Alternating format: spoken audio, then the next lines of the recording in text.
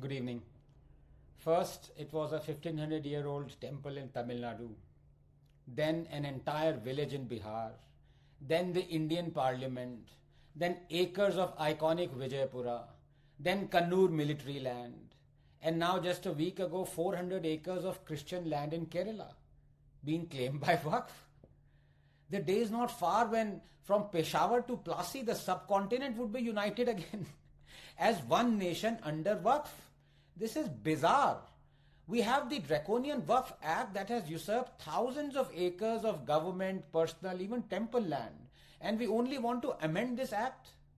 Unjust, discriminatory, draconian acts are not amended. They are abrogated. Do not amend the Waqf Act. Abrogate it. World over, disputes over property are settled using existing laws that are community and religion agnostic. Why should a particular religious community be armed with another set of laws, those that are patently discriminatory towards member of the other community, as a primary instrument of defense, or indeed, as we've seen too often, offense? I have nothing against Waqf board. Let it be like any other boards or a charity or an NGO or whatever it may be. But I have problems with Waqf Act. Is there a Hindu equivalent of the Waqf Act? Promulgate one then, in the interest of equality. Let those who want continuation of the Waqf Act watch as Hindus lay claim to tens of thousands of mosques and Islamic land and Muslim villages and enjoy the privilege of the disputes being addressed primarily not through the courts, but first via the clauses and strictures of the Hindu equivalent of the Waqf Act. 24 घंटे में line पे आ जाएंगे. Amending the Waqf Act is akin to chopping the head of a hydra. This is because while you might have removed a few discriminatory and draconian clauses from the Act, and indeed you have, in the amended version, a vast majority of them remain untouched. Section 28, Section 8, 101, 54 to but name a few. For example, Section 28 gives Waqf the power to order a collector to implement the decisions of the board.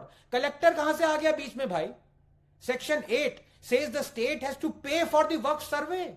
This is in direct violation of Article 27 of our Constitution that says no person shall be compelled to pay any taxes, the proceeds of which are specifically appropriated in payment of expenses for the promotion or maintenance of any particular religion or religious denomination.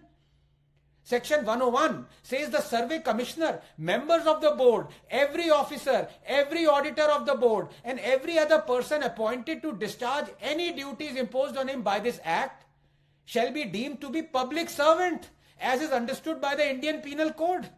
Now you know what happens when you touch a public servant literally or metaphorically, don't you? Section 54 gives it power to declare you an encroacher. Waqf tribunal decision can only be overturned by a long and financially draining legal process. Everyone knows this. The Waqf is a parallel government being run by the state. In its board, it has its own legislature. In its surveyor, it has its own executive. And in its tribunal, it has its own judiciary. If India is to be saved from becoming an Islamic republic, the Waqf Act shouldn't just be amended. It should be abrogated. Waqf Act doesn't just appease Muslims. The problem is it discriminates against non-Muslims.